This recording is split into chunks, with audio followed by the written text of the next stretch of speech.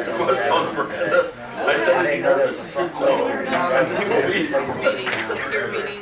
There's a lot going on there. Want to join the club? Hey, Paul. Good, how are you? Oh, I'm terrific. How about you? Pretty good. What? Yeah, these are awesome.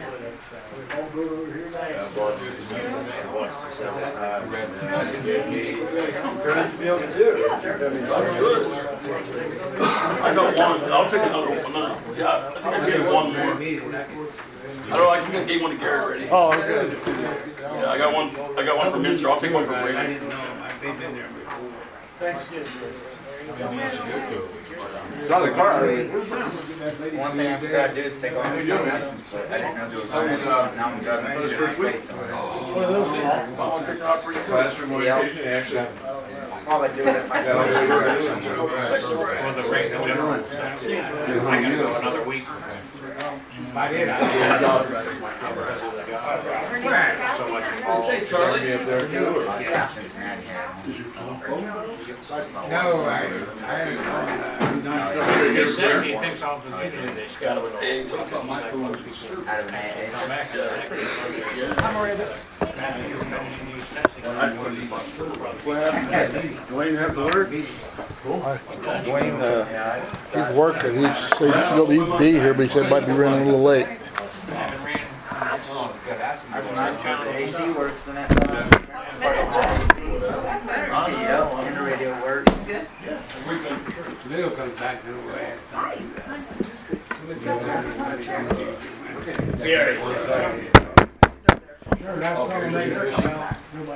I'm Gary, I'm an alcoholic. Welcome everyone to the Co-Water Friday Night Group of Alcoholics Anonymous. Those who wish, we're open to meeting serenity prayer. God, grant me the serenity to accept the things I cannot change, courage to change the things I can, and the wisdom to know the difference. Pass my friend Brent to read how it works. I'm Brent, an alcoholic. This is how it works. Rarely have we seen a person fail who has thoroughly followed our path. Those who do not recover are people who cannot or will not completely give themselves to this simple program. Usually men and women who are constitutionally incapable of being honest with themselves. There are such unfortunates. They are not at fault. They seem to have been born that way. They are naturally incapable of grasping and developing a manner of living which demands rigorous honesty. Their chances are less than average.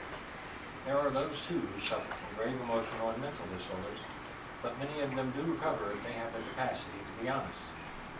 Our stories disclose in a general way what we used to be like, what happened to what we are like now. If you've decided you want what we have and are willing to go to any length to get it, then you are ready to take certain steps. At some of these we balked. We thought we could find an easier, softer way, but we could not. With all the earnestness at our command, we begged of you to be fearless and thorough from the very start. Some of us have tried to hold on to our old ideas, and the result was nil until we let go absolutely. Remember that we deal with alcohol, cunning, laughing, and powerful. Without help, it is too much for us. But there is one who has all power. That one is God, and may you find him now. Half measures availed us nothing. He stood at the turning point. He asked his protection and care with complete abandon. Here are the steps we took, which were suggested as a program of recovery. 1. We admitted we were powerless over alcohol, that our lives had become unmanageable. 2. Came to believe that a power greater than ourselves could restore us to sanity. 3. Made a decision to turn our will and our lives over to the care of God as we understood Him. 4. Made a searching and fearless moral inventory of ourselves. 5. Admitted to God, to ourselves, and to another human being the exact nature of our wrongs. 6. We're entirely ready to have God remove all these defects of character. 7. Humbly asked Him to remove our shortcomings. 8. Made a list of all persons we had harmed, and became willing to make amends to them all. 9. Made direct amends to such people wherever possible, except when to do so would injure them or others. 10. Continued to take a personal inventory, and when we were wrong, promptly admitted it. 11. Sought through prayer and meditation to improve our conscious contact with God as we understood Him, for knowing knowledge of His will for us and the power to carry that out. 12. Having had a spiritual awakening as a result of these steps, we tried to carry this message to alcoholics and to practice these principles in all our affairs. Many of us exclaim, "What an order, I can't go through with it." Do not be discouraged. No one among us has been able to maintain anything like perfect adherence to these principles. We are not saints. The point is that we are willing to grow on spiritual lines. The principles we have set down are guides to progress. We claim spiritual progress rather than spiritual perfection. Our description of the alcoholic, the chapter to the agnostic, and our personal adventures before and after make clear three pertinent ideas. A, that we were alcoholics and could not manage our own lives. B, that probably no human power could have relieved our alcoholism. God could have all. Thanks, Thanks, Brad. I'll ask Chris to read the traditions. Chris, alcoholic. Chris, All traditions of Alcoholics Anonymous. One, our common welfare should come first. Personal recovery depends upon AA unity. Two, for our group purpose, there is but one ultimate authority. A loving God, he may express himself in our group conscience. Our leaders are but trusted servants, they do not govern. Three, the only requirement for AA membership is a desire to stop drinking.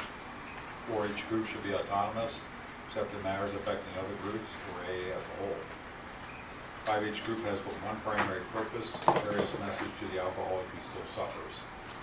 Six, an AA group ought never endorse, finance, or lend the AA name to any related facility or outside enterprise, unless problems of money, property, and prestige divert us from our primary purpose. Seven, every AA group ought to be fully self-supporting, declining outside contributions. 8, Alcoholics Anonymous should remain forever non-professional, but our service centers manifest special interest. 9, AA as such ought never be organized, but we may create service boards or committees directly responsible for those they serve. And Alcoholics Anonymous has no opinion on outside issues, hence the AA name ought never be drawn into public controversy. 11, our public relations policy is based on attraction rather than promotion. We need to always maintain personal anonymity, get the other press radio and phones. 12, anonymity is the spiritual foundation of all our traditions, ever reminding us of its principles before personalities. thank you, Chris. I've asked Richard to read the promises. Richard Alcoholic. Richard promises. The spiritual life is not a theory. You have to live it. Unless one's family expresses a desire to live upon spiritual principles, we think we ought not to urge them. We should not talk incessantly to them about spiritual matters. They will change in time. Our behavior will convince them more than our words. We must remember that 10 or 20 years of drunkenness will make a skeptic out of anyone. There may be some wrongs we can never fully right. We do not worry about them if we can honestly say to ourselves that we would right them if we could. Some people cannot be seen. We send them an honest letter. And there may be a valid reason for postponement in some cases. But we don't delay if it can be avoided. We should be sensible, tactful, considerate, and humble without being servile or scraping. As God's people, we stand on our feet, we don't crawl before anyone. If we are painstaking about this phase of our development, we will be amazed before we're halfway through. We are going to know a new freedom and a new happiness. We will not regret the past, nor wish to shut the door on it. We will comprehend the word serenity and we will know peace. No matter how far down the scale we have gone, we will see how our experience can benefit others.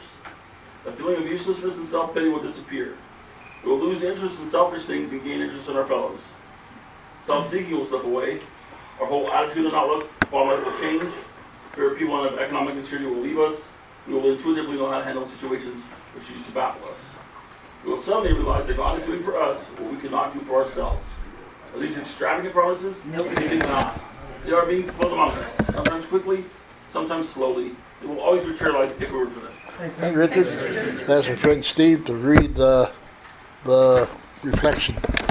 Steve, alcoholic. Steve. July 21st, a priceless gift. By this time, in all probability, we have gained some measure of release from our more devastating handicaps.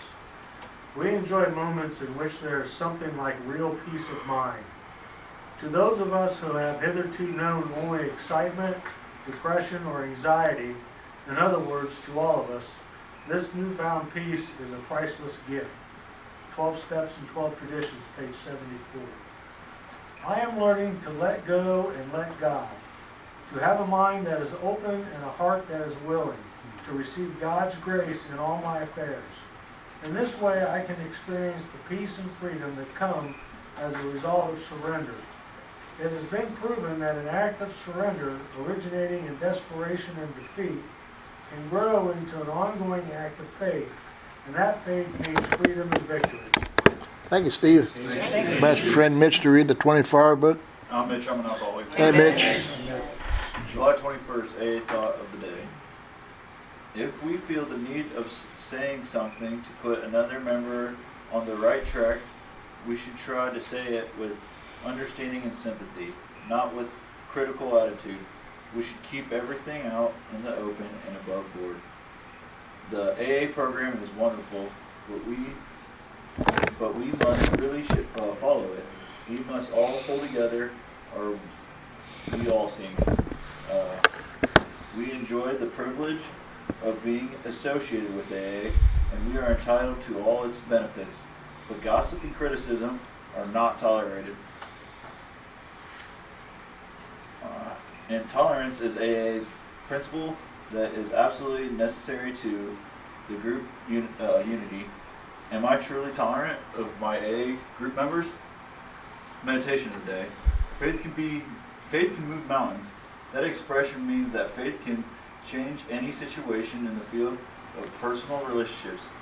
If you trust Him, God shows you the way to move mountains.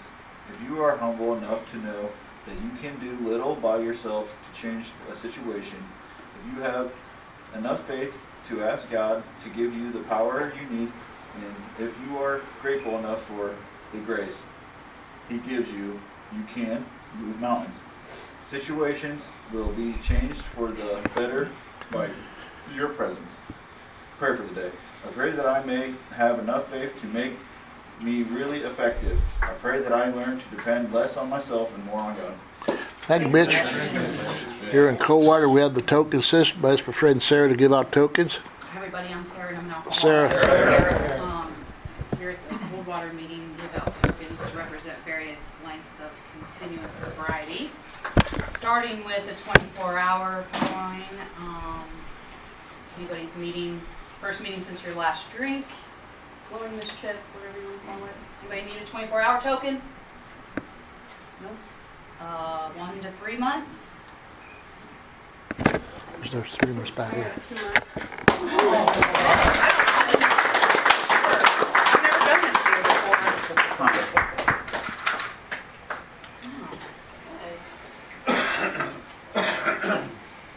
Congratulations. Keep coming back. Okay, and then 1 to 3, 4 to 8, 9 to 12, a year, and a year thereafter. If you haven't had a drink or a drug today, give yourself your higher mark. Thank you, Sarah. Thanks, Sarah. All right. Alcoholics Anonymous is a fellowship of men and women who share their experience, strength, and hope with each other, that they may solve their common problem and help others to recover from alcoholism. The only requirement of membership is a desire to stop drinking. There are no dues or fees for AA membership. We are self-supporting through your own contributions. AA is not allied with any sect, denomination, politics, organization, or institution. Does not wish to engage in any controversy, neither endorses nor opposes any causes. Our primary purpose is to stay sober and help other alcoholics achieve sobriety. I know we got two visitors here from Michigan and Cincinnati, so you're welcome. All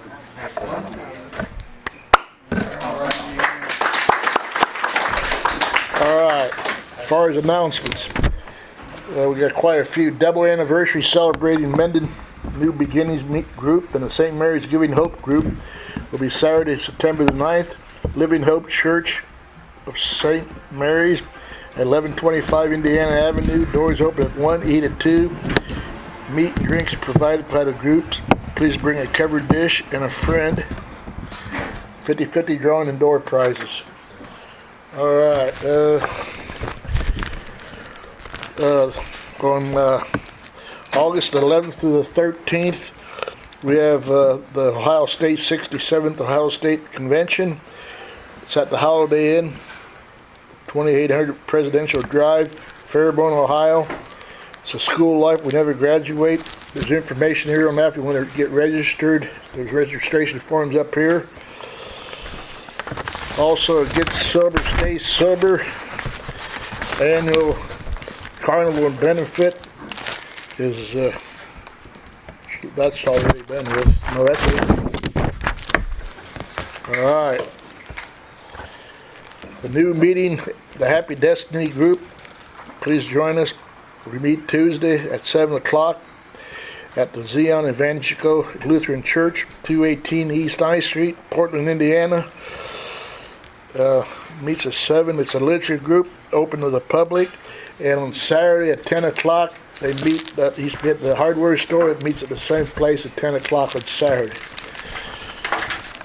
All right, come and join us in the District 23 gathering on August the 26th at KC Geiger Park, 170 East Greenville Road, St. Mary's. Meeting at noon, eat at 1. Hamburgers, hot dogs, pop, water provided. Cornhole, frisbee golf, and mini golf. Bring a covered dish, a lawn chair, and a friend. And there's some of these on the table, so if you got one, just take it and pass it on to your home group. This is a band for the hook up with the Al-Anon and AA groups and all the events, so that's pretty good. All right.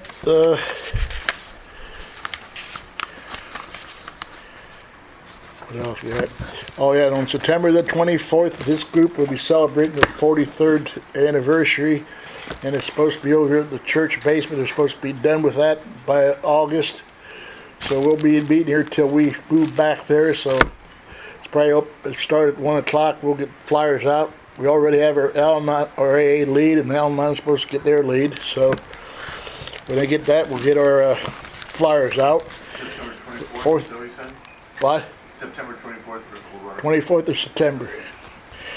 And the 4th annual We Do Recovery event hosted by Get Sober, Stay Sober, October 21st, 2 p.m. to 9, Monroe, Indiana. There's information here on that. Any other announcements? Richard Alcoholic. Richard? Sunday, August 6th, we have our regular district meeting. That's at the Jabez House. It's on at 115. That's for GSRs, alternate GSRs, anybody interested in service. Thank you. Thank you, Richard. And that Briarwood meeting, that meets at the Briarwood Nursing Home, that opened back up, and we're getting pretty nice crowds for that. So, from Tuesday morning at 9 o'clock, so anybody's welcome to come to that. Anybody else got anything they want to say? Anything? All right. I'm a substitute chairman for Dwayne. He just walked in, so. The person I've never heard this guy before. I don't know if this is his first lead. First lead, Deric? His first lead. And so give him some attention and listen. And oh yeah, pass the basket.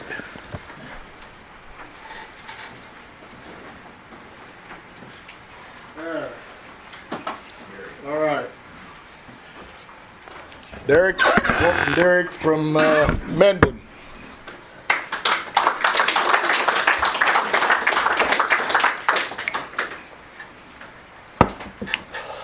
Hello everyone, I'm Deric and I'm an alcoholic. Hi, Derek.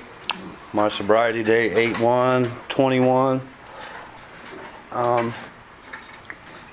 And I never thought the nerves was going to hit me today until now. So yeah, glad to be here tonight. I guess I'll start from the beginning. I was born to an alcoholic and a drug addict for a mom and a father. I was raised in Sydney, Ohio. I didn't have a normal childhood, like a lot of kids that I knew growing up. I witnessed a lot of stuff. Like I said, both my parents were are alcoholics. And I knew that from a very, very young age. This disease has affected my whole family, and so it's what they did. It's what my family did. You know, they drank. And full disclosure about my story, there's drugs involved in my story. I'm not going to spend too much time there because I just don't feel that, you know, it needs to be talked about a lot. So yeah, my parents split up when, well, I'll go back a little bit. I have one brother. My mom had my first brother when she was 16, and then she had me 2 years later when she was 18. I was born in 1977, and I was like 4 months old when the blizzard come through. And so there was my mom with 2 babies, a blizzard, and a drug and an alcohol habit, you know, and that probably was pretty terrible. So my mom and dad didn't stay together very long. It was some of my earliest childhood memories were the chaos that goes around from having an alcoholic mother and father. So yeah, they didn't stay together very long. They were married a long time, but they, you know, were separated and never divorced for a long time. I saw a lot of stuff when I was growing up that I didn't need to see. That would later, you know, it shaped my whole future. I feel that I was born an alcoholic. You know, I look back on, I had all the tendencies and all the everything, all the behaviors, actions way before I ever took a drink. Way before I ever took a drink.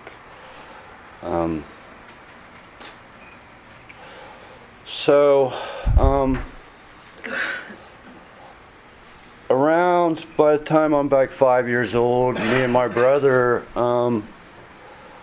were sent to live with my grandparents.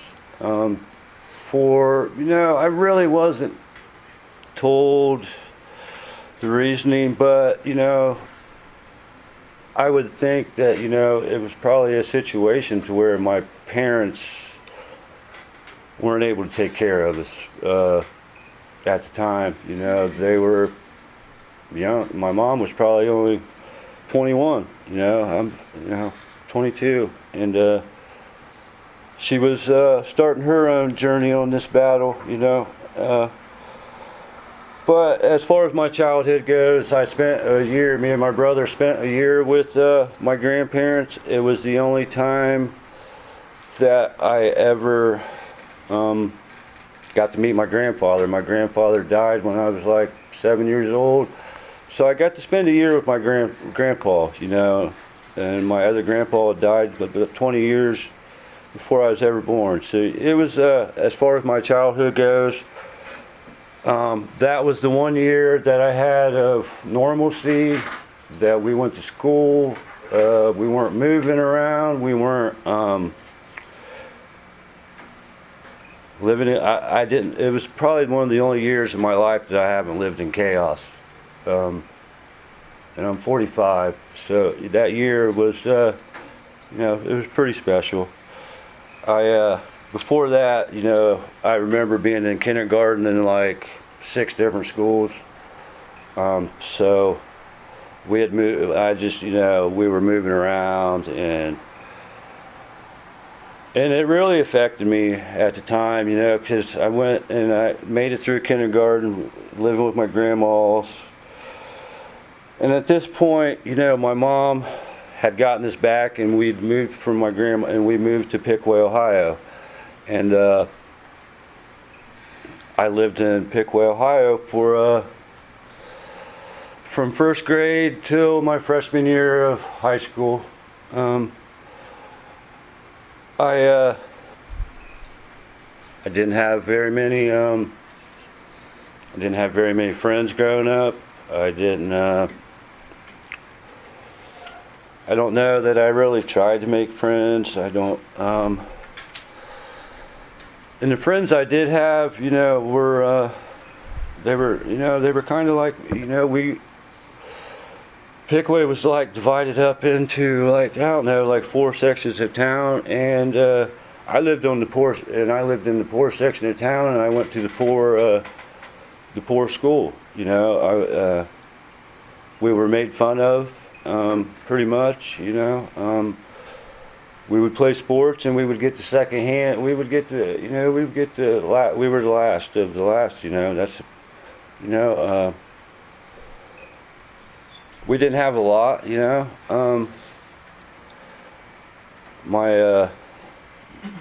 My mom worked, and she worked second shift, and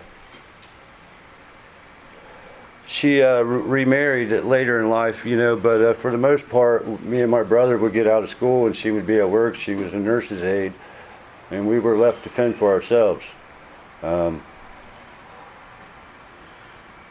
Which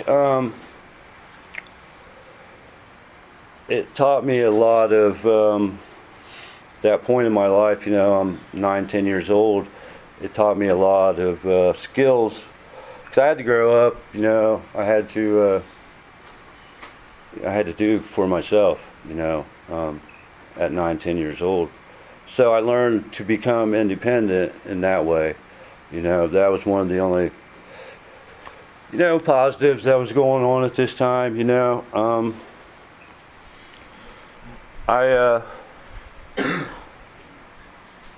So I isolated a lot. I spent a lot of time by myself at a young age. And I'm not really, I wasn't unhappy per se, and I wasn't depressed. I just kind of thought it was like normal. My father was at this time pretty much, he was there, but he definitely wasn't there. He was battling, his own addictions, and we would, when my mom and father got divorced, there was visitation set up. There was, he would get us every other weekend, when he would show up. And then, when he did show up,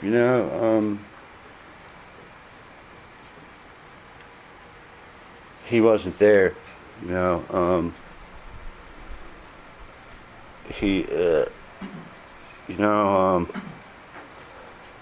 Yeah, he just wasn't there. He'd pick us up, and he would be drunk. He would be everything but what a father should be, and it took its toll. I started at around 12. I started playing sports. I was a pretty good athlete. And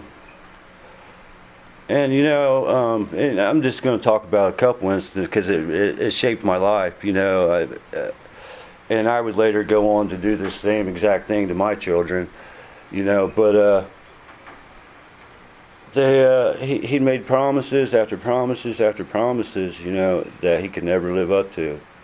He could, he had this monkey on his back that he made promises to me, and he could never live up to those promises, I hated him for it, what he did to me, until I figured out he had a disease, and I didn't, I was just a kid. I didn't know till later in life, but at the same time, I know my whole family is what I was raised around. I was raised around drugs, alcohol, and they all did it. My dad has 5 brothers, and every one of them, my grandma, the sweetest lady of the world, but every one of them's alcoholics and drug addicts. every one of them. This disease didn't skip any generations in my family. So, but yeah, he made me promises, and and I hated for him when he broke them. So the instance, he promised me he was going to go to a football game, and he was, and I really thought he meant it this time. I really thought he meant it. And I scored a touchdown that game, and I remember the bottomless feeling, of the disappointment of him not being able to see me score that touchdown, and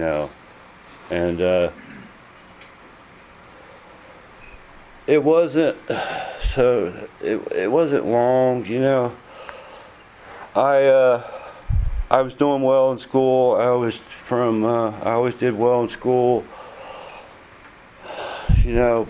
but I'm going to fast forward a little bit to the point where I'm starting to have a little bit of issues in school.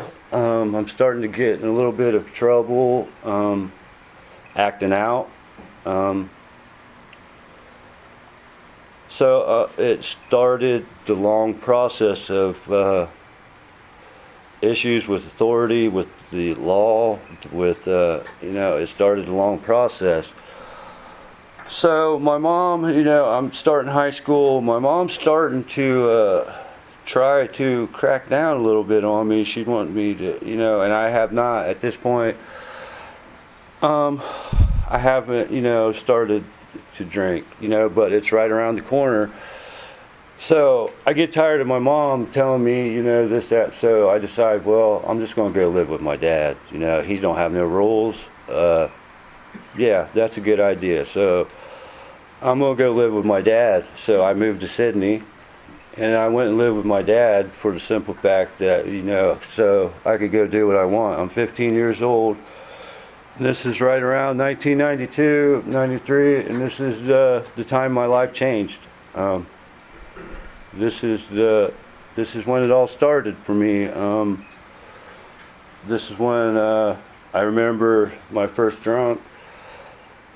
Me and my cousin had stole a bottle off of my dad, and we drank it and got drunk. And it was like,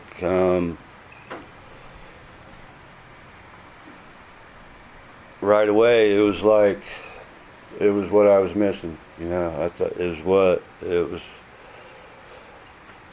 it changed everything. And right away, it was like, and this is how I really thought that I was born this way, I was full blown right away. There was no easing into it. It was no, I've never drank normally. I've never drank normally in my life. It never happened. I was off to the races at 15. I turned 16, and I was gone. Soon after this, so I spent that whole summer that I moved in with my dad. Partying, running the streets, and this was led, and right away, I started facing consequences. There's never been a time in my life that I didn't face consequences, either spiritually, mentally, physically, or from the cops. I never. So there's a lot of chances along the way for me to be like, hey, might want to do something about this. You might, but it never hit me. So it never hit me to even try. I was enjoying myself at 16 and 18, and I'm sure probably.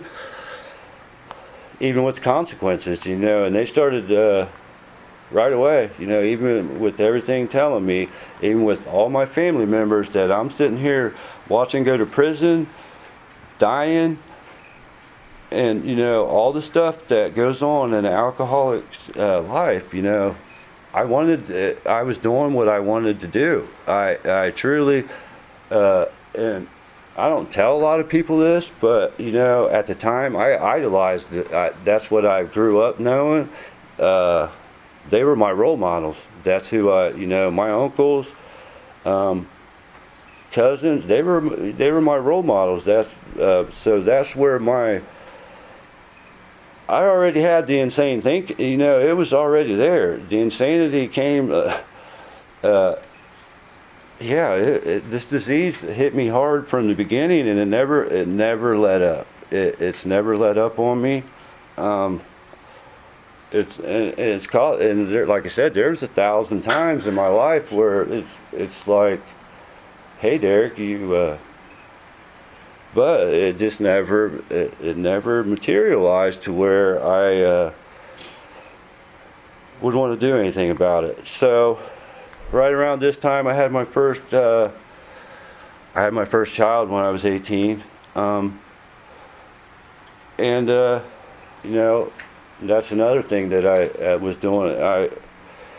I went from woman to woman, you know, and I had, you know, they were semi, you know, long-term relationships, but you know, it was just something I thought I was searching for, and it didn't work out, obviously, because, well, I was drinking and I was doing what I wanted to do, and so I was really having relationships were a real issue that I really never.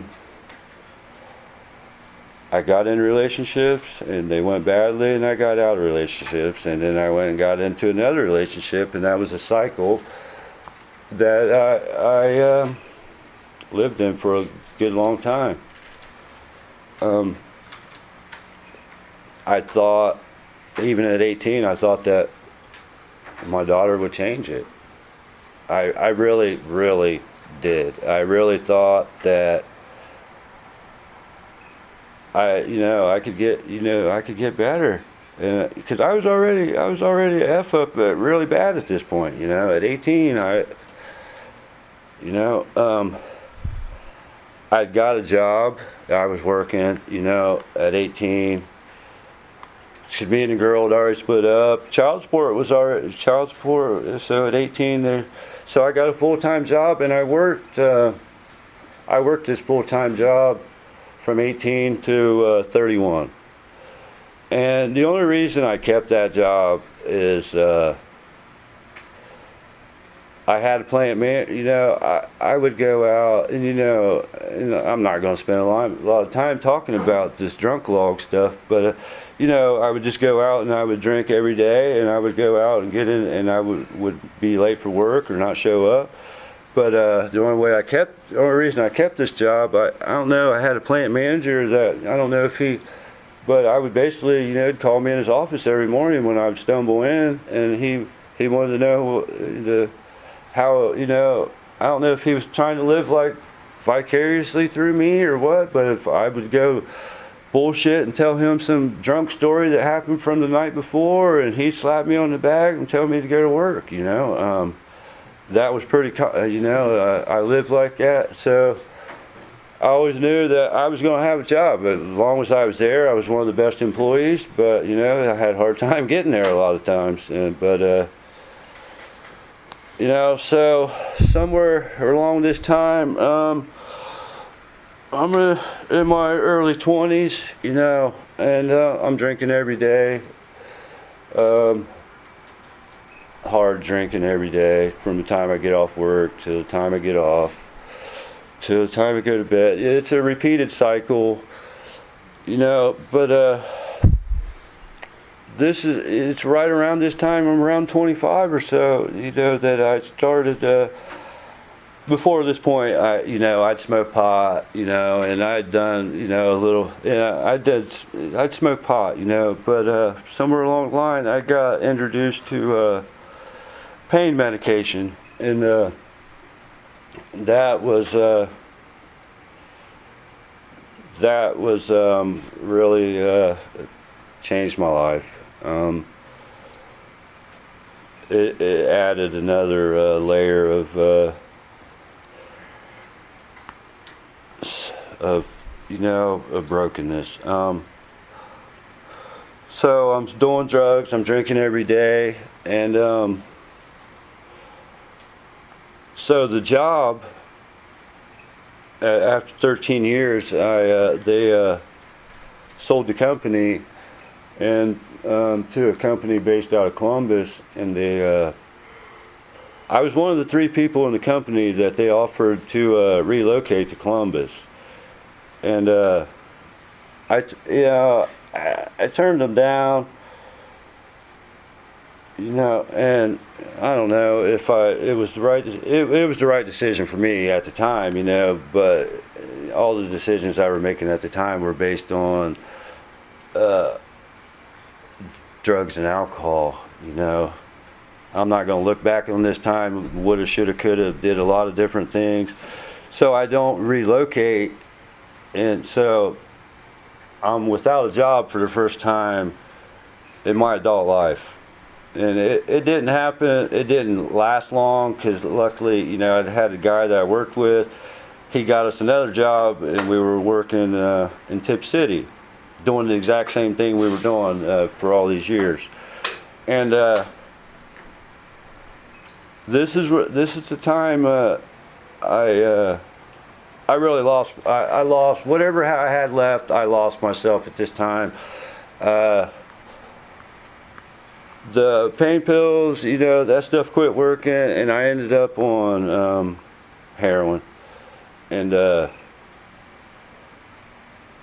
that point, somewhere along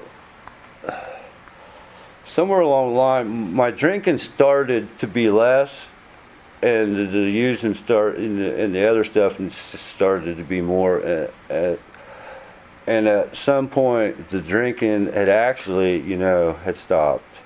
I really don't have much explanation for it, except for drugs had completely taken over my life, and I didn't have money for alcohol and drugs. So, I made a choice. It wasn't really a choice, but, it was survival. And so I was strung out, and I couldn't, I couldn't see I was so far away from reality, everything, my thinking was totally, the insanity that I lived every day it's taking its toll on me mentally and physically. It really did. And I kept on living like that for a long time. I was out there for a long time. I had some, the one time I had quit or tried to, and the controlled drinking method. I tried it. I made it 6 months, and then I got this crazy idea that I could, I could drink again, and I did, and so I thought the next day that I thought, that I had it licked, just to get my ass whipped by alcohol one more time. It was so that's when about that time's probably when I realized everything was looking me in the eye that I had a problem, but I never I don't know if I was in the biggest state of denial there ever was, but I realized, at some point that I had really had a problem with alcohol and drugs, and so I started trying to get help, and I remember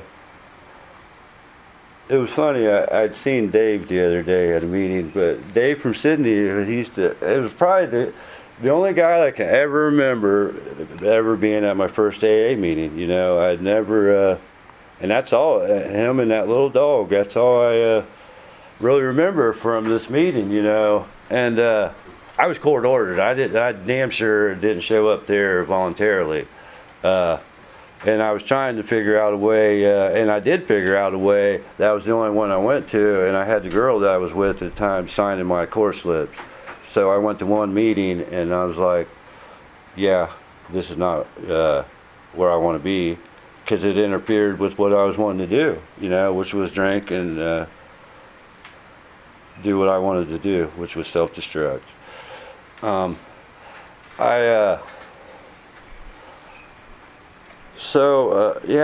was jumping from, I held the job, I got with the girl, in Tip City, I got with the girl, and I got with her for all the wrong reasons, you know, from the get-go. And I ended up staying with her for 10 years, you know. Basically, the only reason I stayed with her, though, was she enabled me. She was loving me to death, just like a lot of people were doing at this time. I had a lot of people that were wouldn't tell me the truth. They would give me money or whatever to get rid of me. You know, it just wasn't a good time in my life, you know. Depression really had set in, and I lived, I really wanted to die on a daily basis, you know. I didn't want to live like, I'd been doing this for so freaking long. I just didn't, over 20 years at this point. With brief periods of sobriety, I went to a couple rehabs, never completed, 29 days, 26 in another, 25 in another. I couldn't complete or wouldn't complete a 30-day program for whatever reason. It was getting close, and I don't know. Obviously, I wasn't ready, but it would get close to the 30-day mark, and it'd be like, you know, I just didn't want to do it. I didn't want to get out of the bubble of rehab and have to go out here and face reality, was what it all boiled down to. So I left, and you know, I went and used. So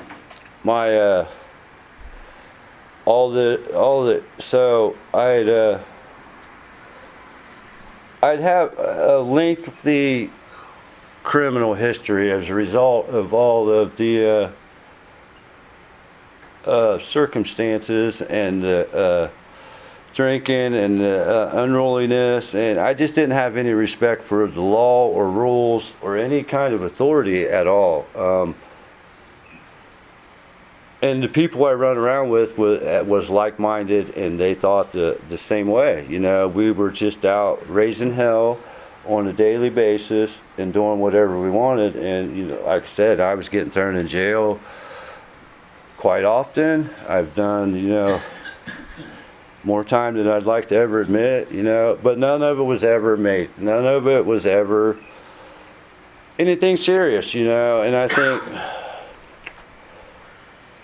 it really, you know, it got to that point. I mean, everything got serious, but none of it ever. For one, I always played the victim. I always thought it was somebody else's fault. It was everybody's fault but mine. It was the judge. I hired the wrong lawyer. The lawyer screwed me. It wasn't that I was out breaking the law. It wasn't. I couldn't see that. It's like I said, I had that victim mentality for so freaking long that I could not see really what was going on, you know, in my life, or did I care? I really, that was part of it. I didn't really care. I mean, it was just a bad, you know. And this is about the time when people started to tried to reach out to me and get me help. I'd overdosed. So my first overdose, and then in Shelby County, they have a guy what they're called as a resource officer. So they will come around to your house and after the and try to get you help. And he just happened to be a police officer that I'd had some run-ins with, and so. And this guy would go on to be one of instrumental in me being here today. He got me into rehab, one of the rehabs that I just described, and I didn't stay. He never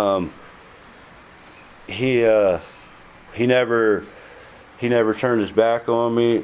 He was one of the people that believed in me when I felt that nobody did.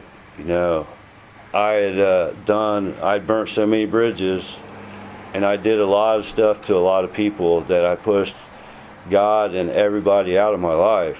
At this point, there was no, it was just reckless abandon all the time. And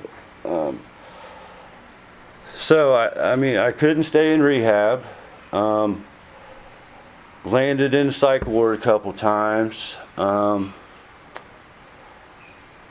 was really, I didn't want to go on anymore, but I couldn't, suicide was never the option.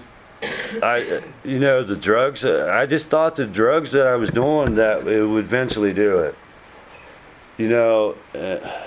but it didn't, So this is right around, the time that I met Miranda. So we're right about, 5 years ago. And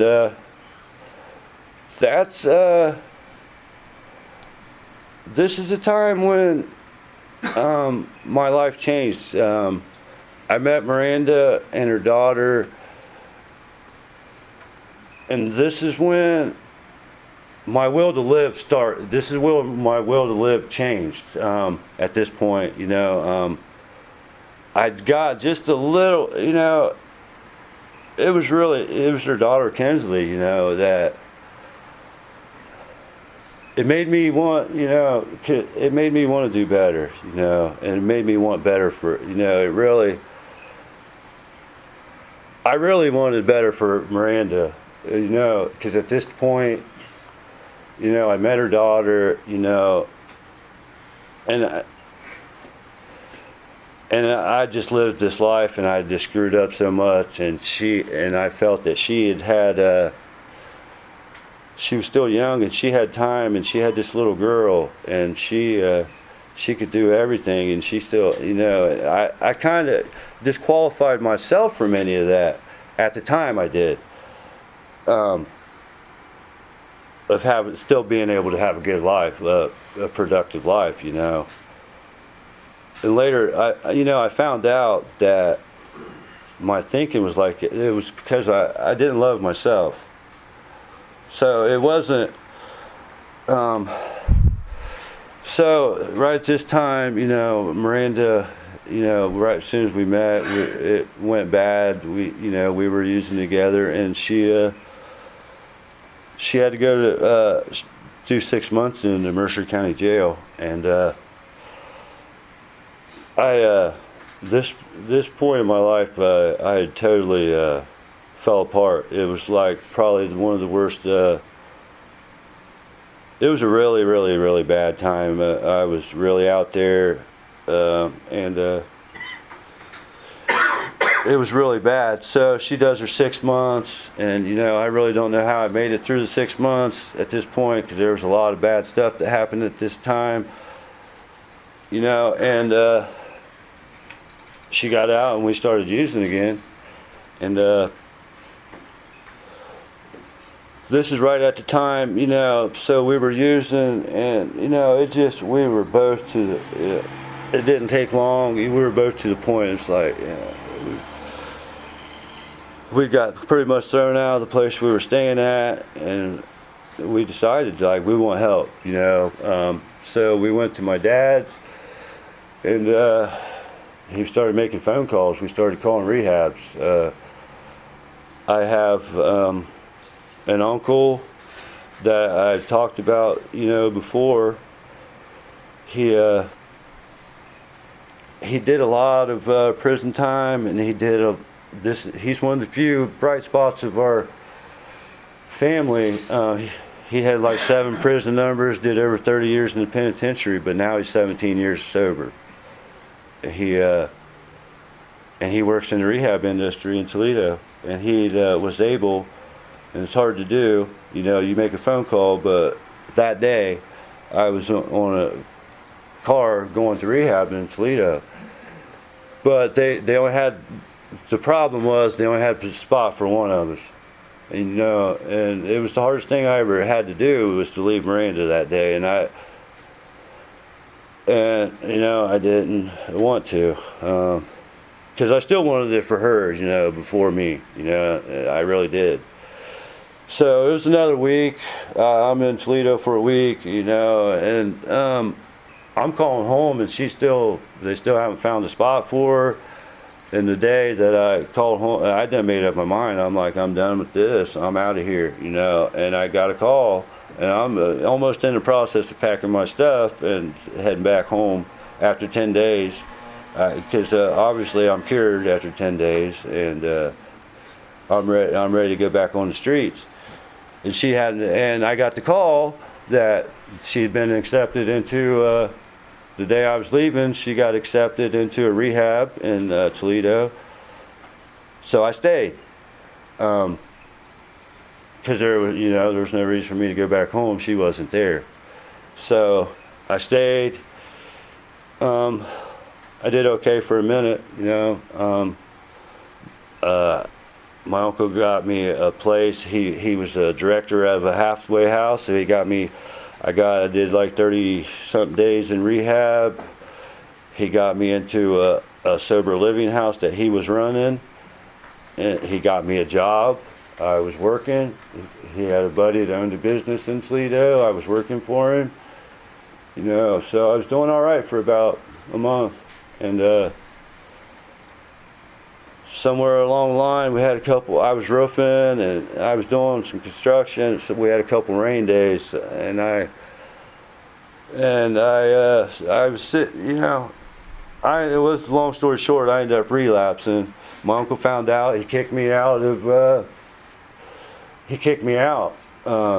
which was his job, unfortunately, so he kicked me out, and it's December. It's like 2 days before Christmas or 2 days after Christmas, and I ended up in another rehab, and I didn't stay there long. And Miranda we both left the same. We left the same day rehab. So we're homeless in the streets of Toledo. That was our best thinking at the time. Let's leave rehab and be homeless. So. We got with a couple, we found, luckily the one guy, I run into a guy, we were walking and we run into a guy, and we had a place that I went to rehab with, and the one couple, we stayed there for a while, and, but, like I said, we eventually were using, and so we ended up back in about 2018 or 19, we ended up back in, we got out of Toledo, and we moved to Van Wert, and we were in Van Wert for a year. Miranda got her old job back, Dairy Queen, and we were doing good. We were doing all right at this point. I was. That's right when I probably first got clean. And we were doing pretty good. We started working a program, and then somewhere along the line, COVID, right around COVID, about 19 or so. So I'm gonna back up a little bit. So because I didn't really want to talk about the drugs, but I'm gonna have to. So I had while Miranda was locked up in jail, I'm gonna just describe one day. I overdosed 3 times in one day. I got Narcan 3 different occasions in one day. The last occasion, my dad had given the cops in the squad the drugs that he knew where I had, wherever, I don't know where, how, but anyways, so he gave the cops my drugs, trying to save my life. But what happened was, so I ended up with a felony. I went for drug possession, and I went to court for it, and they put me on probation, and for 5 years, felony paper, and which I was doing all right for not very long, a couple months, and this was right about the time I had relapsed. I'd had, I don't know, maybe 8 or 9 months. I went on to use behind Miranda's back for over a year. She started to suspect it, but at this time I was definitely leading a double life. My whole life was a lie. Everything I was doing, I was hiding this, lying about this. I couldn't keep the shit straight. It was a freaking debacle. So what happened? I'm working at the ketchup factory. I got a job. We're living at the place we're living at now. I'm working, and I'm having trouble. I'm missing work because I'm using drugs, and I'm missing work, and it got to a situation where I was missing work, and the money was, we had just moved into the place we're living at. I mean, and it was like a situation to where I got paid, and our first month, I'm thinking this was probably our first month's rent was due, and I didn't have any drugs, and so me and Miranda got into a fight, and I took off with the rent money, all of our rent money. And I took off in the car, and I said, and I knew this was, and I knew when I did it, this was the turning point. This was there was no coming back. There was no coming back from This was this turned out. This was the last day. This is the last day that I've used. So. I was set off, to go on a path of whatever it took, because I knew I couldn't go back home. I knew I was going to lose my job the next morning, because I was on my last of the last in points, and I got put on probation, and I didn't. When COVID, I started doing drugs, and I didn't go back to probation, so I had a felony warrant. And so that day I left, Miranda called the cops and reported her car stolen. I stole her car.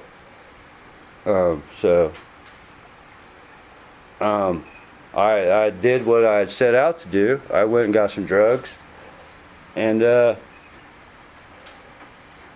wasn't thinking, the whole time we were on the same phone plan. She knew where I was at. She could track my phone, and so I'm coming out of my dad's house, and this is when I got caught. This is when it all came to. I opened the door, and 3 cops were standing there. I had just used like 30. I just used, and I was walking out the door, and I had a pocket full of. And I almost got caught again, So I'd had a felony warrant, and and a stolen car that she decided she wasn't, going to prosecute me for. But so that was the last day that I used. That was 8/1/21. So what has happened since then? I got took to jail that day. I did 13 days in the jail before I got bonded out, and I was only out for 20 days on bond before I had to go back for sentencing for a probation violation. And so those 20 days, I knew I was going to prison. Everybody around me, kind of was hoping and praying, and didn't think I was going to go to prison, and I knew I was going to prison. I'd never been to prison before at this point, I didn't think it would change me. So by the time I got sentenced, September 15th, to a year. I had a year to go do.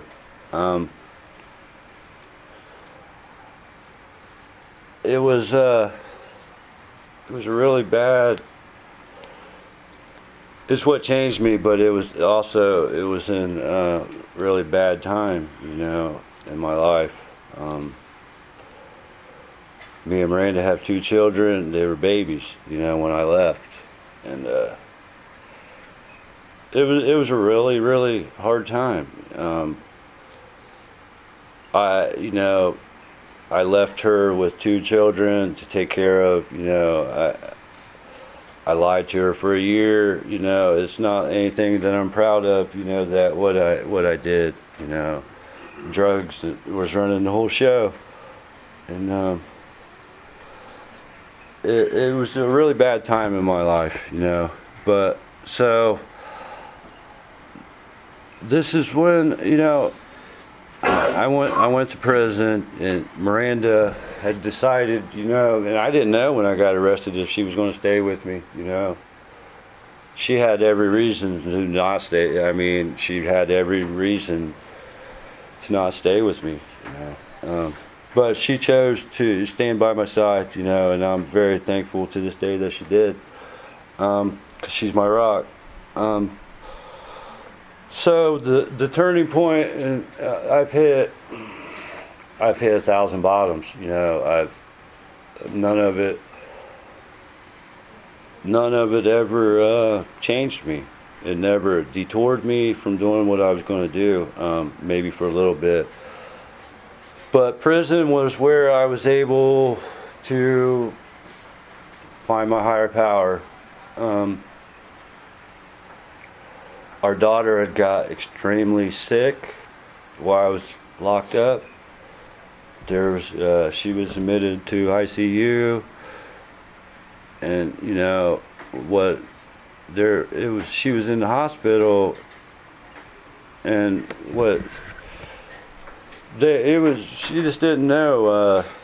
I was at a situation. I'm in prison. I can't call out, and I knew she was admitted, and I knew things aren't going that good with my daughter's condition, and I have no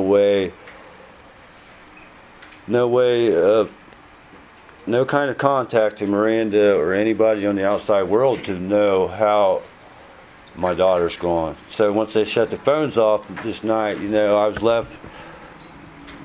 Yeah, and I remember it vividly. I was left. I had no. This is the day I found my higher power. I had nobody. I was in the biggest state of desperation because my daughter is sick in the hospital. I'm locked up, and I have no clue what's going on with her. So that was in January or so. I was like 4 months sober at the time in prison. But I prayed that night. And that's all I could, that's all, you know, and I just said a little prayer, you know, that I'm willing to serve you in any way possible that you need me to. You just help save my daughter, you know, and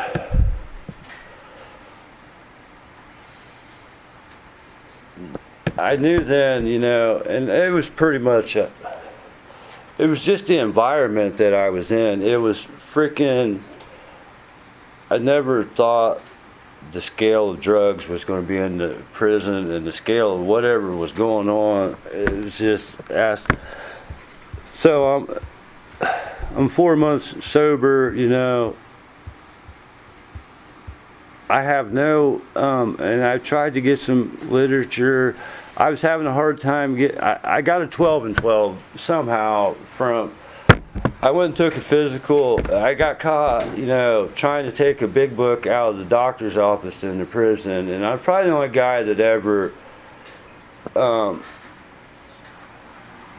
was trying, you know, I wanted, that's how bad I wanted it at this point, you know, but I couldn't, stuff just wasn't lining up for me to get recovery, and COVID had everything locked down. So I had that little 12 and 12, and I had a contact with and this is where I learned to pray. So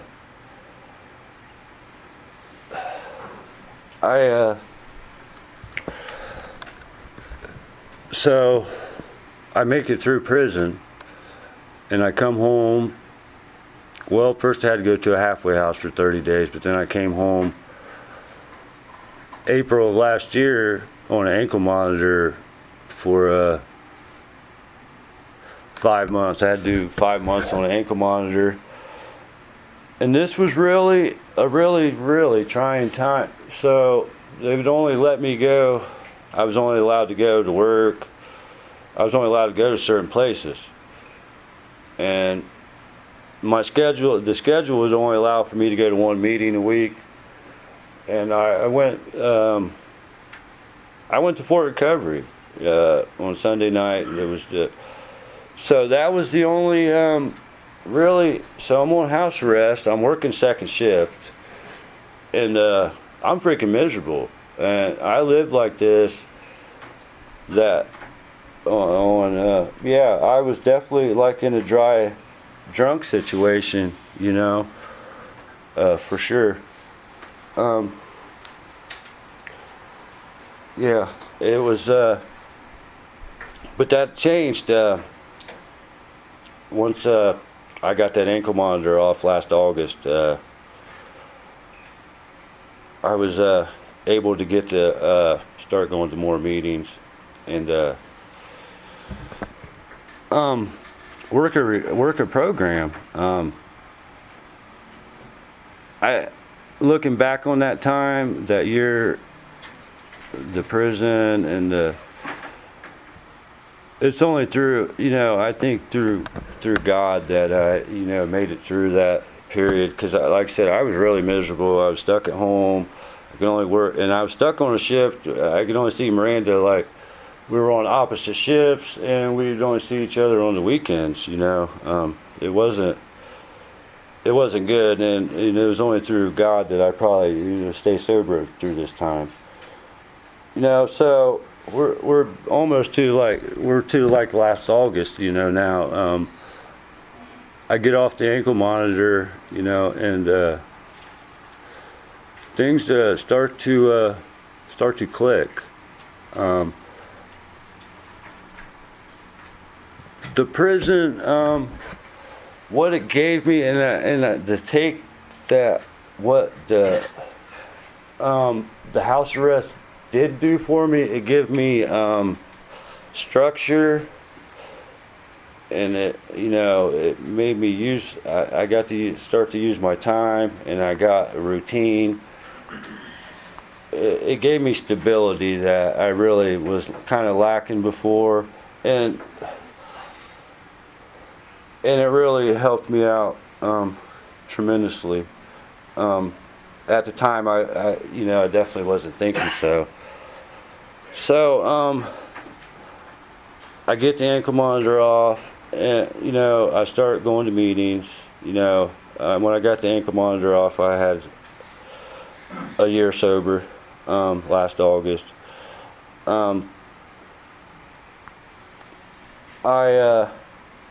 So I went for a while. I didn't get it, for a while I was just happy being sober. I didn't have any ambition, really to work the steps, or I was still working my program. Why I'd failed every time in the past, I was still doing this the last year, until I got a sponsor, and this is when stuff really started to change, and this is 4 or 5 months ago. So once I started to work the steps is where the steps were the game changer. They were the game changer. I didn't stick. I just changed sponsors, and with the new sponsor, and I'm currently getting ready to start working the steps again. But my first sponsor taught me. He got me off my ass. He taught me how, to get going on the step. It was a life, and almost immediately I could tell the difference once I started to work the steps. I felt like a fool because I'd waited so long. The relief that I was given, was any kind of fear that I'd have by doing it was the blessings are so numerous that I could sit up here all night and I could come up with blessings upon blessings. My life is good today. It's really good. I'm not perfect by any means, shape, or form. I go to meetings on a regular basis. I talk to my sponsor. Like I said, we're in the process of me restarting the steps.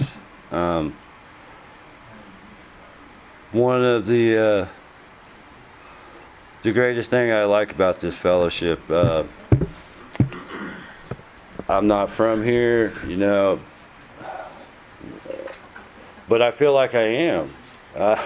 I feel like I grew up. I don't feel like I grew up in a different area. I feel like family. This is family. Every one of you. Yeah. There's no way, shape, or form that I could have did any of this by myself.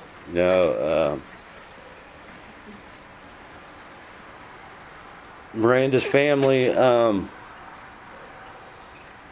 showed me a life. They showed me a life that I never, the love, and their family. I've gotten something I've never experienced in my life. And I owe them a lot.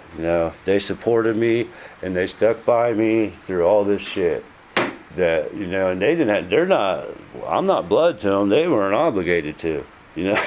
So it was really special. She has a great family. I owe them everything. If it wasn't for her mom, I wouldn't have my driver's license. After 23 years, I have my driver's license back. Just recently got back. If it wasn't for Tracy, I wouldn't have done that. So, and I know I wouldn't have. She's persistent. Al-Anon. So, yeah, life is pretty good. I'm wanting to talk to Richard. I'm wanting to get into service. I'm wanting to be. I'm wanted to be of use, to this fellowship. This fellowship has given me everything, and I always wanted to do this, but I never thought I would ever make it here. 45 years old, and I thought, a lot of my family members had died way before 45. I just thought that I would never make it to do this, but I think I'm getting ready to wrap it up here. I got one more thing to say. I got a quote that I picked out, that I like. It's for the wise have always known that no one can make much of his life until self-searching has become a regular habit, till he is able to admit and accept what he finds, until he patiently and persistently tries to correct what is wrong. Bill W. Thank you, guys.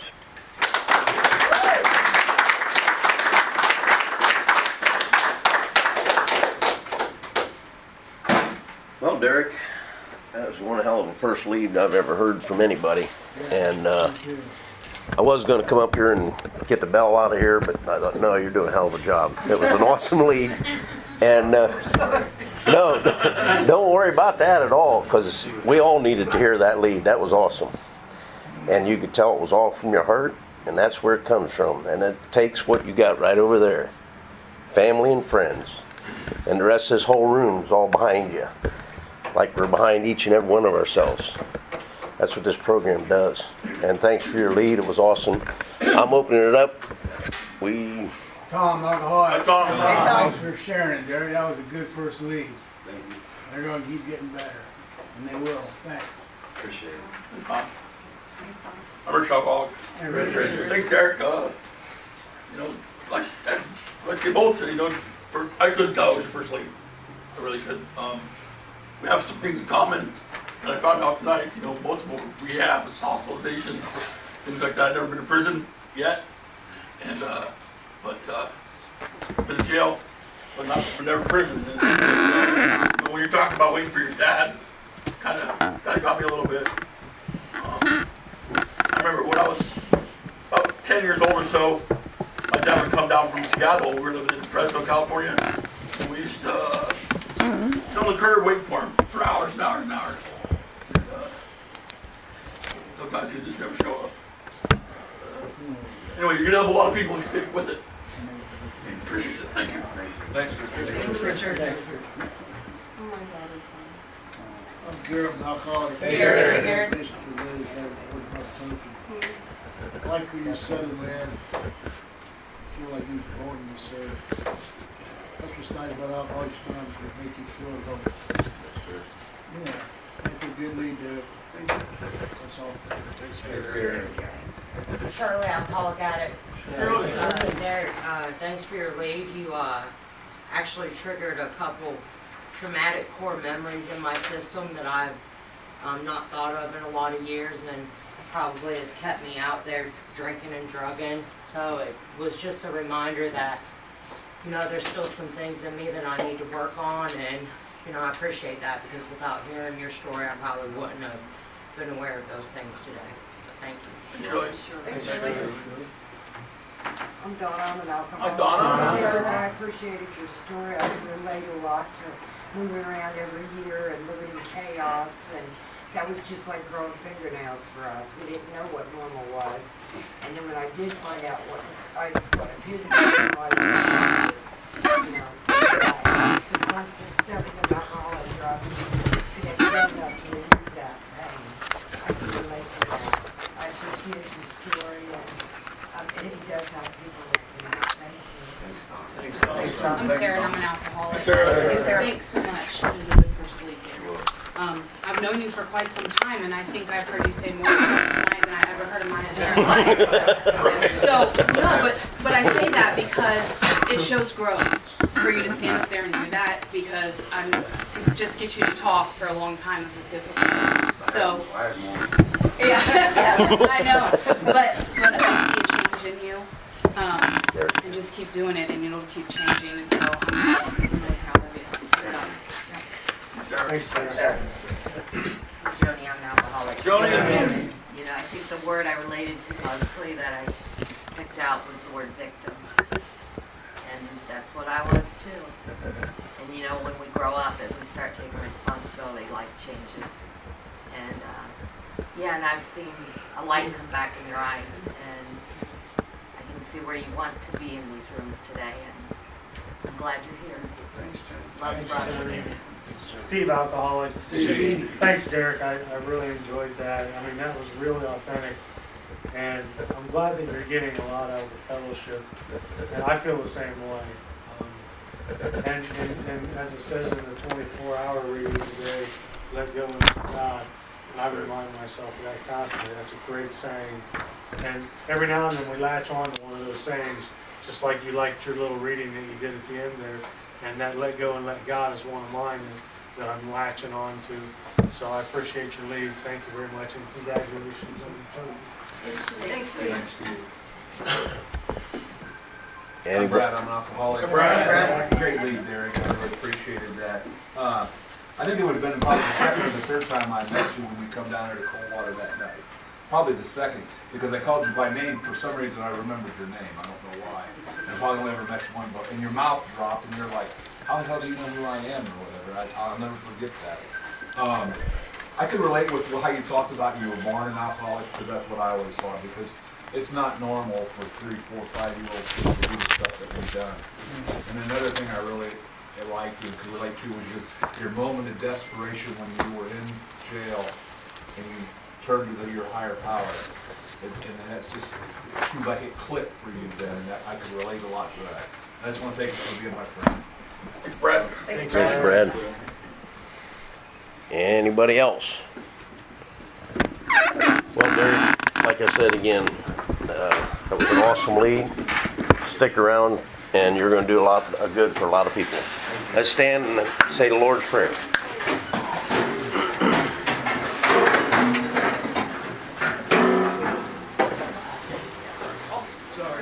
Good. I'm doing all right. Good. All right. See you for a little while. Oh, I could have stopped Good advice, Wes. Derek, you want to take us out of here? Our Father, Father, who art in heaven, hallowed be thy name. Thy kingdom come, thy will be done, on earth as it is in heaven. Give us this day our daily bread, and forgive us our trespasses, as we forgive those who trespass against us. And lead us not into temptation, but deliver us from evil. Thy is the kingdom, the power, and the glory forever. Amen. Give him back. We work. Thanks for hanging on to him. An awesome Well, lead. you come more to fire. Give me a hand. I got here, I was like, Dwayne, better, I was talking here, I was like, Dwayne, better have you. I just filled you one of them out, Okay. and I imagine.